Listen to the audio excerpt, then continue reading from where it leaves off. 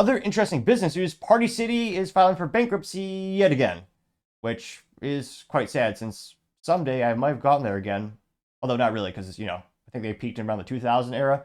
Now this comes to us thanks to Yahoo Finance, which somehow still in business and also is reposting for Bloomberg. There you can see that iconic logo at the side of a building saying, quote, Party City files for bankruptcy in a second time in retail deja vu.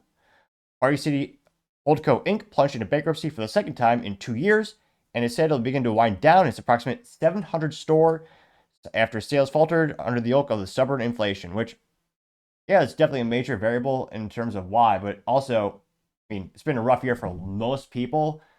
I can't help but think, unless you're, well, sure, if you're a sales rep in NVIDIA or you work at like one of the big three tech companies, yeah, you're doing pretty good, but like the average person, I'm not sure how many parties are being celebrated past couple months, or maybe I just wasn't invited. Who knows? Now, they say, quote, the New Jersey-based retailer of party goods filed for bankruptcy, or Chapter 11 bankruptcy in Texas. The retailer said it would retain more than 95% of its 12,000 employees to assist the wind down process in a separate release. Party City had cut almost $1 billion in debt and slimmed down to almost about 800 stores nationwide when it exited the first bankruptcy in October 2023, but it wasn't enough, which you can't, geez Louise, you raised $1 billion of debt for a comeback and you're still going to make it? I can't really think that's indicative of the industry disapparating. There's certain specialty stores we've seen throughout our lifetime just kind of disappear to the wayside because they're just not sustainable. Kind of like toy stores.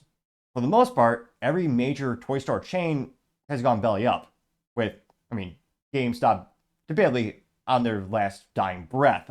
But in terms of like traditional toy stores, one of my favorites is behind me, Toys R Us. They went bankrupt and now they exist with a couple of boutique shops and airports. But it's one of the things where it's hard to beat the value of Walmart.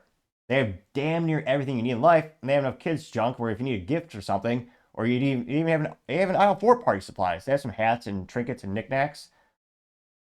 And they also have the dollar store. So I'm not sure how much demand there really is for a dedicated store for parties. You had alone a whole city of them. Kidding, I know it was a store, not a whole city of, but nevertheless. Now they say, quote, the retailer, which has been taken over by senior leaders after its first bankruptcy, listed its assets and liabilities of at least $1 billion in its own Chapter 11 petition filed in Houston. Party City's largest owners include Capital Group, investment firm Davison Kempner, and Silver Point Capital, according to court papers. Party City may sell its brand name or other assets in Chapter 11, even though the company said it intends to close the stores and wind down operations, which, again, that's good news for the short term for the employees because, again, to close down the stores, very similar to Bed Bath & Beyond when they went bankrupt, there's, I think, about 6 months in which they were selling everything from the remaining inventory to the fixtures, pretty much everything that wasn't nailed down that the company could legally sell. And that generated some short-term revenue and, subsequent profits to pay the employees. But again, it's not long-term. And in this case, I really don't see anyone swooping in to try to purchase them and reopen them.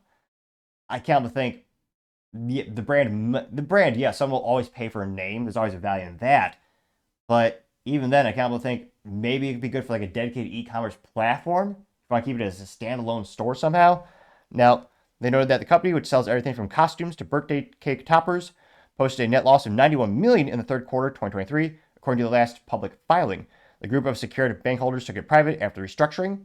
They also know that Party City is now alone. Some discount stores are so-called extreme value retailers, including Big Lots, and the operator of Dirt Cheap also fell into bankruptcy in 2024 as well. So again, it's really rough and it's sad because, again, it's not employees' fault. They did everything they could, and it's just I don't think this concept is sustainable anymore. Every time I've had the occasion, on the rare occasion where I do sometimes get invited to parties from time to time, or more realistically, my business or my tech company hosts a customer event. Every time we need supplies or knickknacks, more often than not, you just get them when you're at Walmart getting your groceries, and they have pretty much darn near everything you need.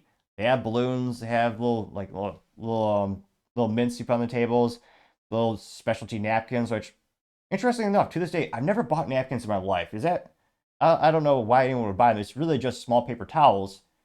I don't know, a little ADHD thought. I've never bought napkins in my life, and it got to the point where I never planned to buy any. Obviously, I'm single, but one of the things where I just don't see the value, even if I were to have family, to get dedicated napkins. That's a luxury, and again, a luxury beyond belief. They do have those at these party stores where they have the cute little graphic design napkins you can buy for the parties. But what's a compelling business use case for them to exist anymore? I mean, it very well may be an instance very similar to Bed Bath Beyond, where it's bought by a competitor, but just is mostly e-commerce. I mean, you saw the same thing with Bye Bye Baby when they went bankrupt, because again, they were also connected to Bed Bath Beyond. They were bought out by another company. They used intellectual property to launch a website, rebrand their own website. Like, they tried to keep the stores open for maybe 6 more months. They couldn't.